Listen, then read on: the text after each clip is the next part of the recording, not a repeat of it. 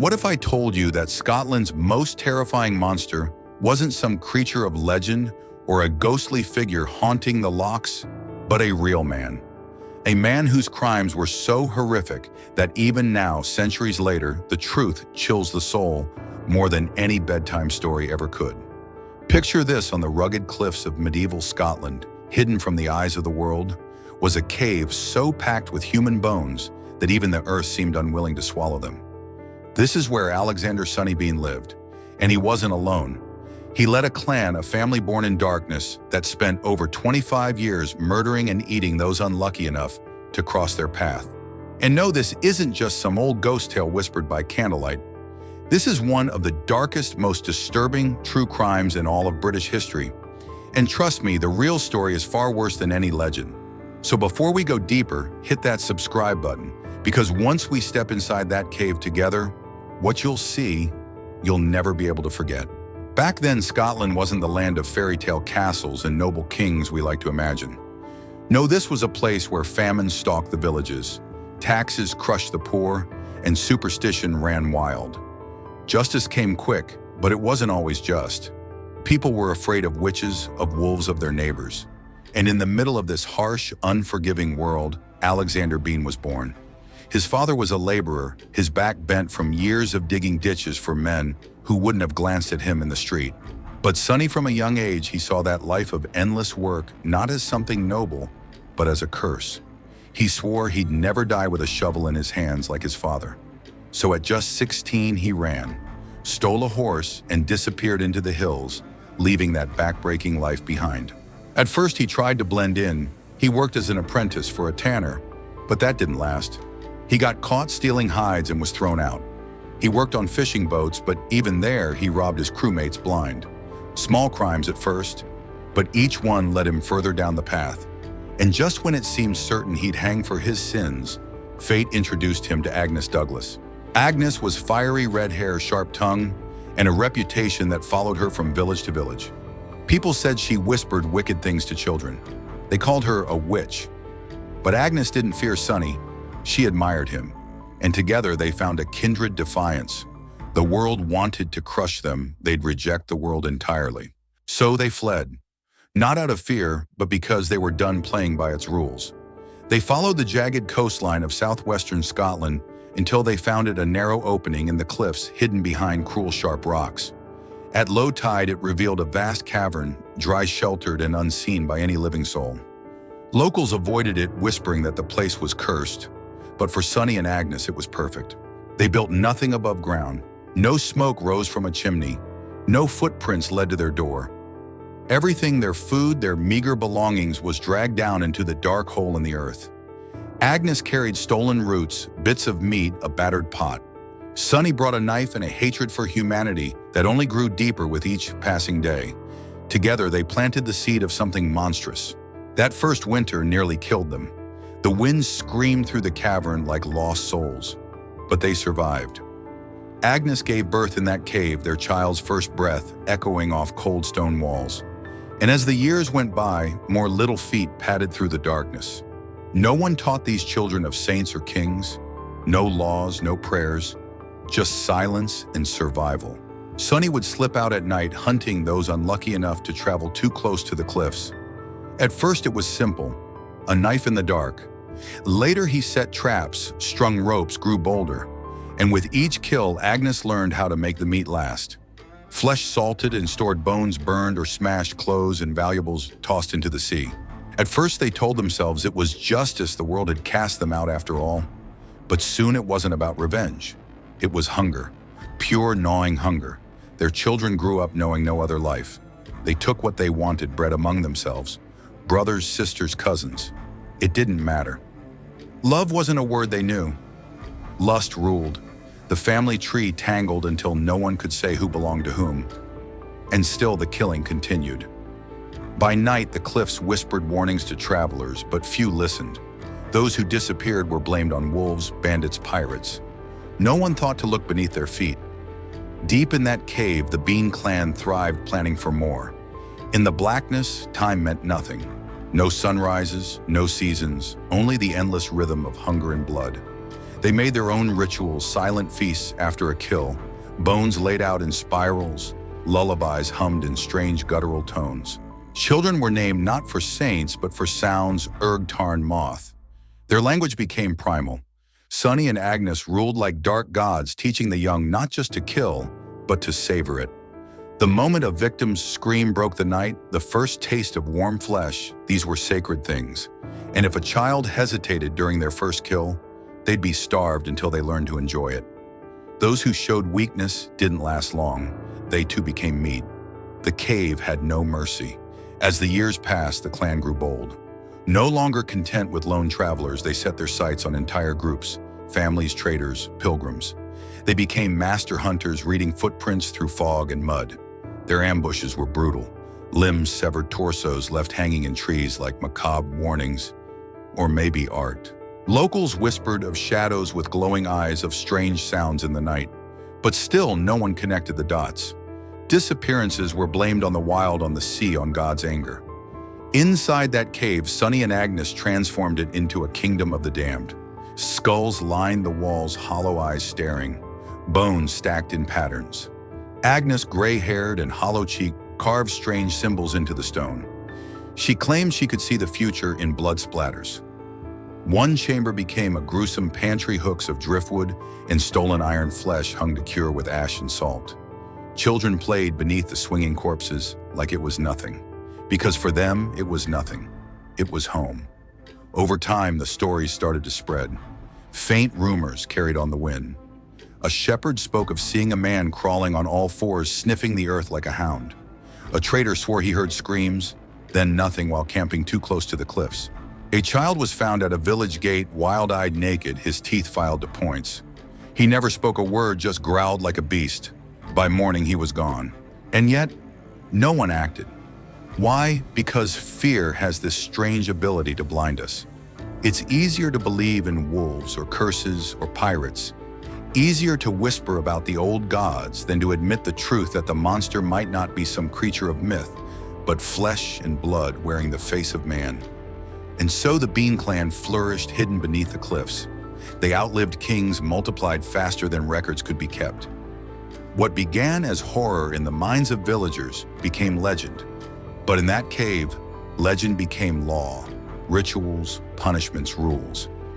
They told themselves the world above had abandoned them, so they had every right to take from it, to devour it. The names of the lost began to blur. Faces forgotten, reduced to whispers in markets or scraps of parchment nailed to church doors. But then came the boy, the Mallister boy, 10 years old, wearing a red scarf, last seen chasing rabbits past the tree line. His mother searched for him until her voice cracked in the fog. When she found his small shoe buried in the sand near the cliffs, she didn't scream. She just sank to her knees and sang his lullaby to the sea. And he wasn't the last. A blacksmith's wife, a traveling bishop, a bard whose shattered harp was found beside the road. Bit by bit, these losses ate away at the villages. People barred their doors at sunset. Trade routes shifted. Weddings were postponed. An invisible dread settled over the land, thick and suffocating. Everyone could feel it. Something was wrong, but no one could name it. Inside the cave, Sonnie aged. His hair thinned, his hands gnarled from decades of butchering. But even as his body weakened, his authority held until Bram, his eldest son, began to speak. Unlike his father, Bram wasn't content with shadows. He was fiercer, louder, hungrier, and he started to question. Why hide, why not conquer? A divide opened in the clan. The old blood, those raised on Sonnie's code of secrecy and silence, clung to the old ways. But the younger generation, born in greater numbers and with fewer scruples, wanted more. They dreamed of dragging entire villages beneath the earth, of making the world above cower. Agnes saw what was coming. Frail, hollow-eyed, she warned Sonnie, "Your children are no longer yours." But Sonnie, blinded by pride, saw Bram's ambition as strength. He didn't see the rot setting in. And so for the first time in decades, the Bean clan stepped out not just to feed, but to terrify. They set fire to a shepherd's hut, arranging the bodies in spirals on the hilltop, untouched like some grim artwork. They captured a painter, tied him to a tree with his own blood-smeared canvas. They howled into the night not in hunger, but in celebration, and the land took notice. Panic spread like wildfire. Whispers of a cult of demons, of devils hiding in the cliffs. The king's advisors feared rebellion. Priests thundered of God's wrath. But still no one could trace the evil back to its source. Meanwhile, inside that cursed cavern, the clan began to fracture. The young fought among themselves. Food was hoarded. A child killed his cousin over a bone. One chamber of the cave collapsed in a skirmish, burying 3 children alive. Even the cave itself seemed to groan under the weight of their madness. Sonnie drifted through the tunnels, a ghost of the man he'd been. Once the monster that terrorized the coast, now he was just a relic ignored by the very family he'd created. He muttered to himself, to the bones stacked like furniture, to Agnes, who no longer answered. She sat in the dark, her eyes cloudy, tracing endless circles in the dirt and ash. But Bram seized his chance. He promised the young freedom, no more hiding, no more scraps. The world above will know us, he said, and it will fear us. One night in what they called the Red Hall, a chamber lined with ribs of cattle and men, Bram declared his plan, a raid. Not just any raid, an attack on a noble family, returning from pilgrimage. Wealthy, well-guarded, the perfect symbol. We'll break their bloodline, Bram said, and the world will hear us chew. They waited in the trees that lined the path, buried themselves beneath loose soil. When the caravan came, they struck. The night filled with screams, steel clashing against bone and teeth. By dawn, silence. All were dead, all but one. One man, barely alive, dragged himself through mud and thorn, clutching something to his chest. It took him 3 days to reach the nearest village. When he finally collapsed at the gate, he was half-mad, bleeding, mumbling about the cave, the monsters beneath the rock. The thing he carried, a child's severed arm, fingers still curled. That was it. The myth had a face now, a direction, a horror too big to ignore. When the report reached King James VI, he was skeptical at first. But as more accounts came in from villages miles apart, even he couldn't laugh it off. He ordered action. But not just a patrol, an army, 400 men, knights, soldiers, priests, bloodhounds, executioners. They rode like a storm with the king at their head. The villagers pointed toward the cliffs, hands shaking. "We don't go there," one said. "Even the gulls don't land there." For days, the soldiers found nothing. The dogs were spooked, refused to approach the cliffs. Then on the 3rd day during low tide, a hound growled at a crack in the stone. Torches were lit, swords drawn. The crevice opened into a cavern so vast it seemed to swallow the light. The smell hit them first. Not just death, but the weight of it, the history of it, and what they saw inside would haunt their dreams until the end of their days. The scene inside that cave, it was beyond anything the king's men had prepared for. Bones, piles upon piles of them, human animals shattered, arranged in patterns that made no sense. Skulls lined the walls, hollow eyes staring at the intruders. Flesh hung like curtains, dried and rotting, swaying gently in the torchlight. Children's toys carved from femurs, faces etched into bone as if mocking the living. Barrels filled with limbs packed tight with salt as if waiting for a feast. In one corner they found a table set as if for guests who had yet to arrive. Plates carved from skulls, goblets made from hollowed bone. It was a palace of nightmares. And deeper still they found them. Dozens of people, or what was left of people. Pale, filthy, their eyes wide and blind from a life without sunlight. They snarled at the torchlight, some trying to fight, others too stunned to move. They were naked, scarred, their bodies marked by years of violence and ritual. The Bean clan had been found. Bram fought like a demon. Before he was brought down, he killed 3 soldiers, his rage unstoppable, until they finally ran him through with cold steel. Sonnie. The monster himself, he didn't resist. Slumped in a corner, more bone than man, he just looked up at the king. His lips cracked with dried blood and spoke 7 words the soldiers would never forget. "We were hungry and you forgot us." Agnes was already gone, curled beside a throne of bones as if death had claimed her quietly without struggle. The soldiers dragged the survivors out into the daylight, many seeing the sun for the first time in their lives. The clan screamed, flail tried to claw back into the dark. One chewed off her own fingers. Another tried to bury himself in the dirt. The villagers watched in stunned horror. The stories they'd whispered in fear, they were real. Flesh and blood. There was no trial, no pleas for mercy. The king decreed execution on the spot. The men were dismembered alive, their limbs nailed to trees as a warning. The women and children were burned. The cave was sealed with great stones marked with holy symbols, as if trying to trap the evil inside forever. But the land remembered. On stormy nights, people said you could still hear the wind moan through cracks in the cliffs like the laughter of something that refused to die. For weeks afterward, the villages lay silent. There was no celebration, no relief, just a heavy stillness, as if the earth itself grieved for what had happened or waited for something worse. The king returned to Edinburgh hailed as a hero. He'd slain the monsters. But as he passed empty fields and locked homes, as he saw fear etched into every face, he began to understand. Monsters don't rise from the deep on their own. Sometimes we create them.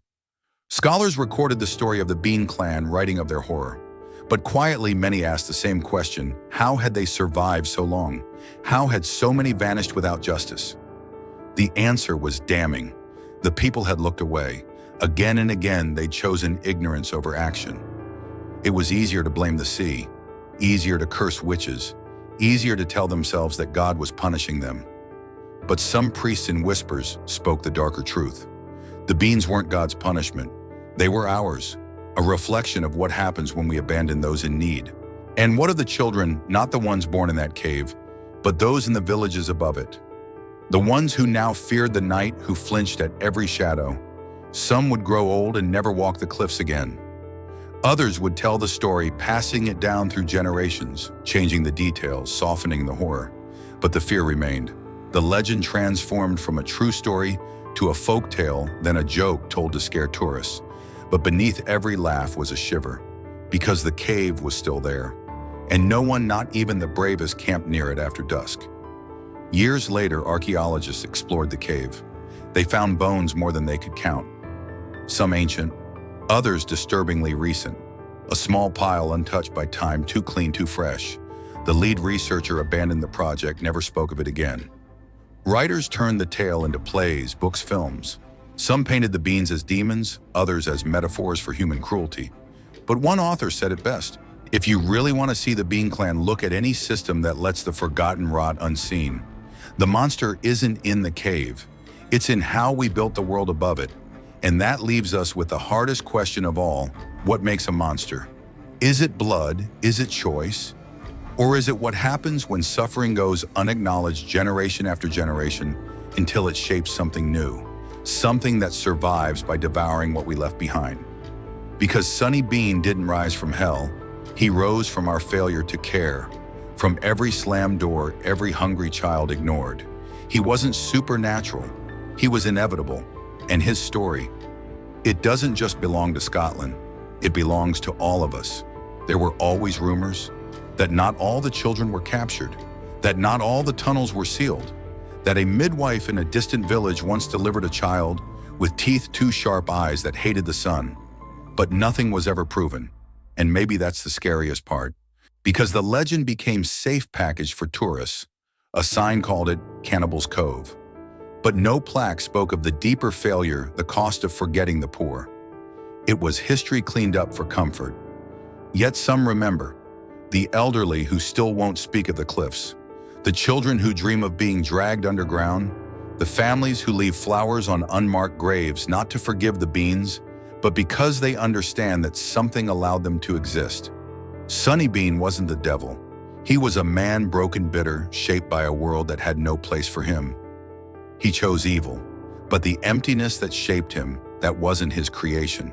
His cave wasn't just a hiding place. It was a womb for something the world refused to see.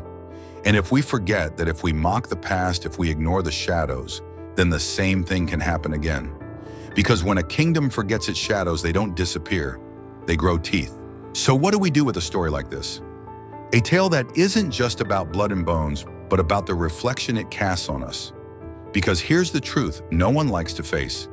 Sonnie Bean didn't rise from some cursed earth or crawl out of the sea like a creature from legend. He rose because of what people refused to see. Because of the doors slammed shut, the hungry mouths ignored the suffering that was easier to look away from. His story is a warning, not just of what happened, but of what can happen again. And that's the part we don't like to think about. We want to believe the monster is gone, sealed behind stone and prayer. We want to tell the story like a fairy tale with a neat ending, the hero king, the defeated villain, the world safe again. But the darkness that bore Sonnie Bean, that kind of darkness doesn't die with one execution. It lingers, it waits, it watches, and it feeds on silence.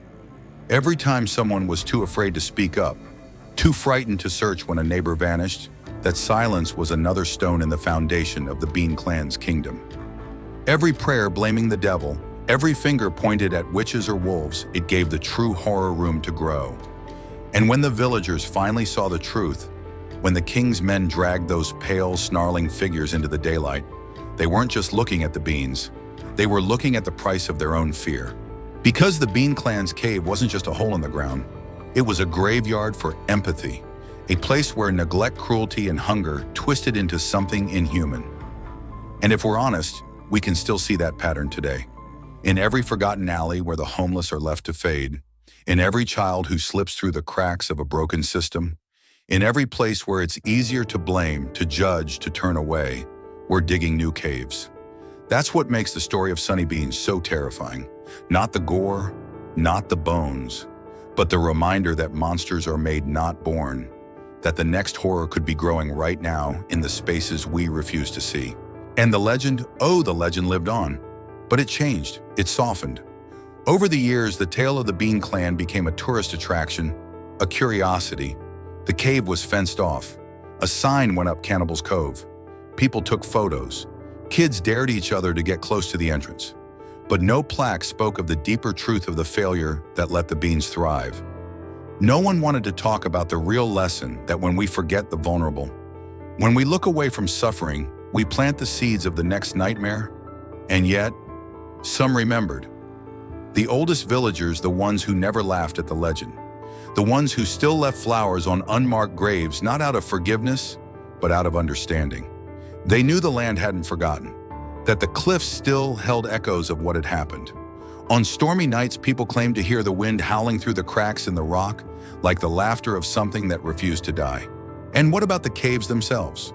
They were sealed, yes, but over time, stone shifts. Tide and storm wear away even the strongest barriers. Archaeologists who ventured in centuries later found bones too many to count. Some ancient, others newer. A small pile untouched by the salt or the years. Too clean, too fresh. The lead archaeologist left the field, never spoke of it again, and maybe that's what haunts us most.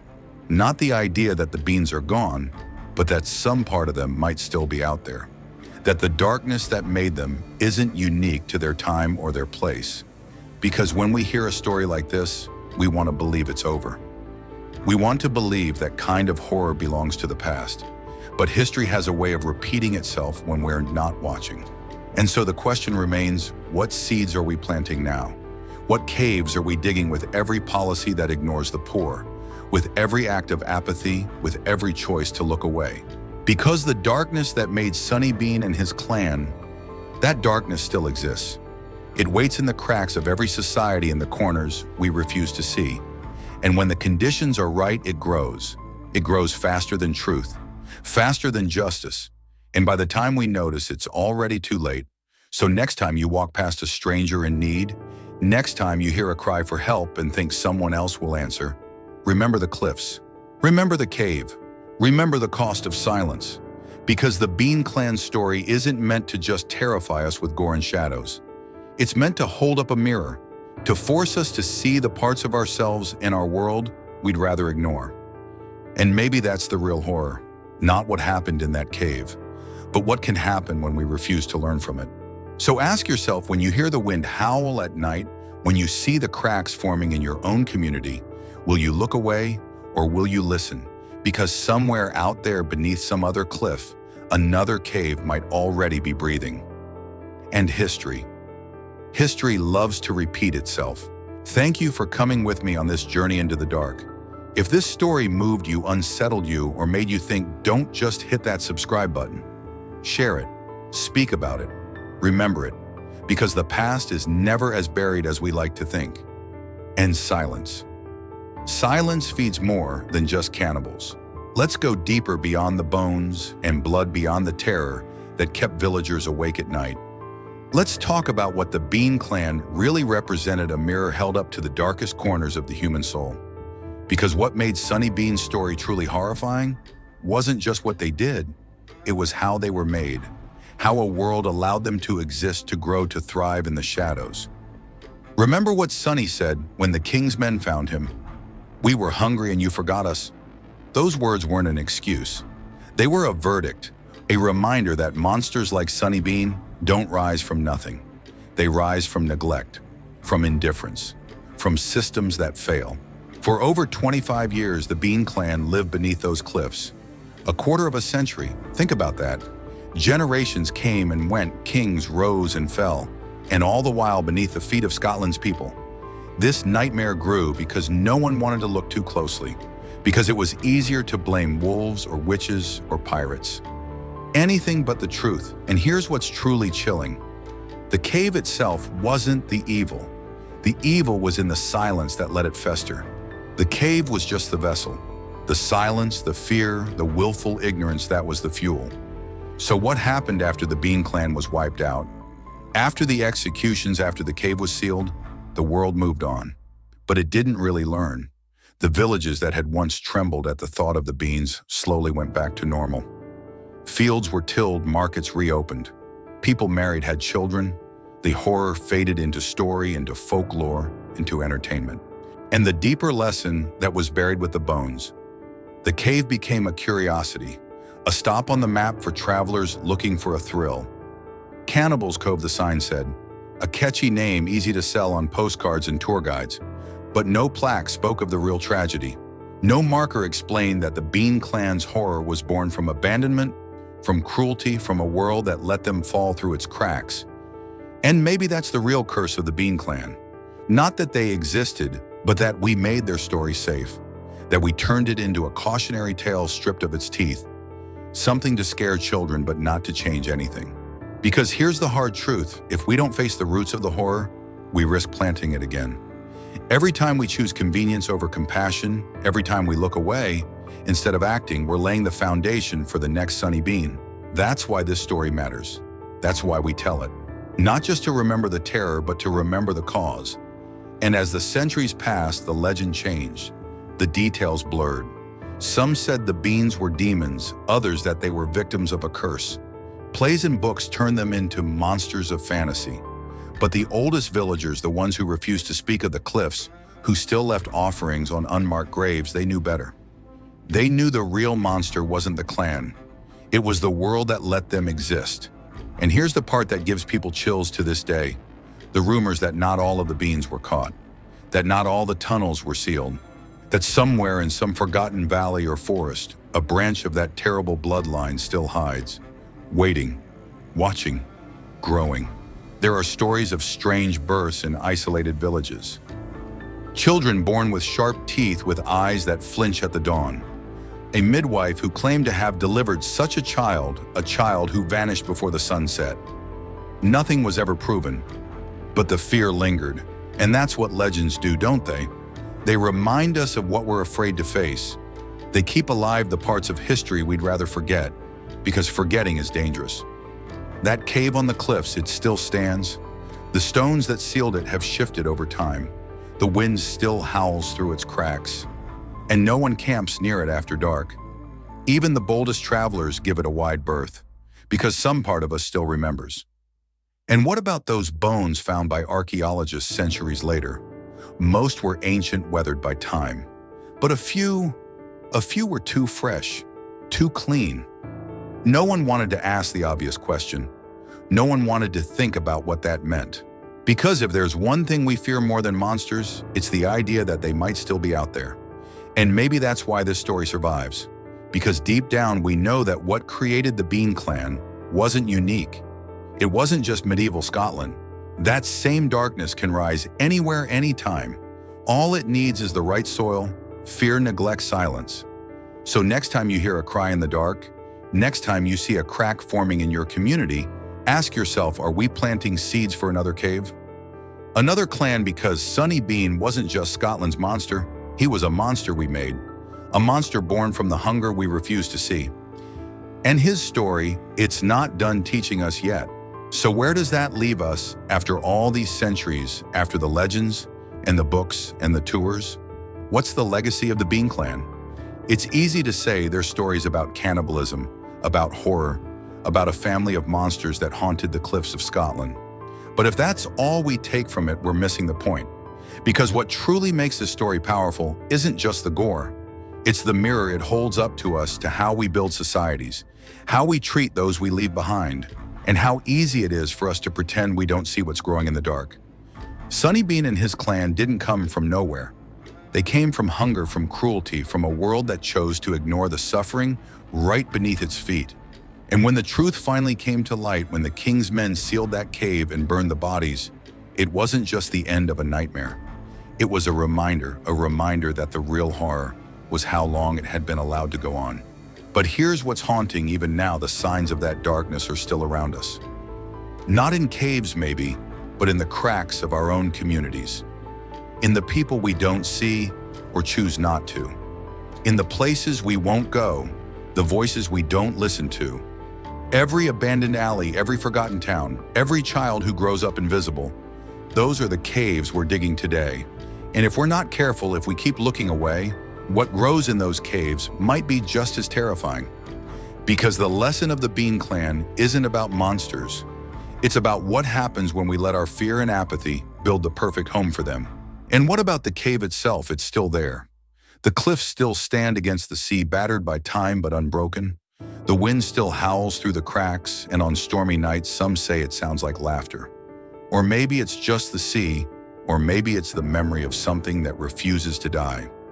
The sign at the site still reads Cannibal's Cove. Tourists snap photos. Some laugh, some shiver. But few stop to think about what really happened there, about what it says, not just about the beans, but about the people who let them become what they did, and the bones. The ones found centuries later hidden deep in chambers, archaeologists barely dared to enter. Some were so old they crumbled at a touch, but others, a small pile in the deepest part of the cave, were untouched by salt or time. Too clean, too fresh. No one ever explained those bones. No one tried, because sometimes it's easier not to know. The legend of the Bean Clan became safe, something to tell at campfires, a ghost story for tourists. But behind that legend is a truth we shouldn't ignore. Monsters aren't born, they're built, and we're the builders.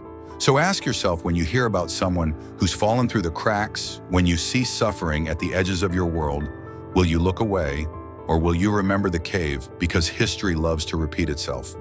And when we forget, when we let the shadows grow, the darkness always finds a way back. And maybe that's the final warning of the Bean Clan. Not that they existed, but that they could exist again. So the next time you pass an empty alley, or hear a voice tremble with fear, or see the signs of neglect in your own community, don't shrug it off. Don't say, "That's not my problem," because that's where it starts. That's where the seeds are planted. And one day, if we're not careful, those seeds grow into something we can't control. Something that lurks beneath the surface, waiting, just like the beans did. Thank you for staying with me through this journey through blood, bones, and truth. If this story shook you, made you think, or made you see the world a little differently, don't just like or subscribe. Share it. Talk about it. Remember it. Because silence feeds more than just cannibals. It feeds the kind of darkness we all have reason to fear.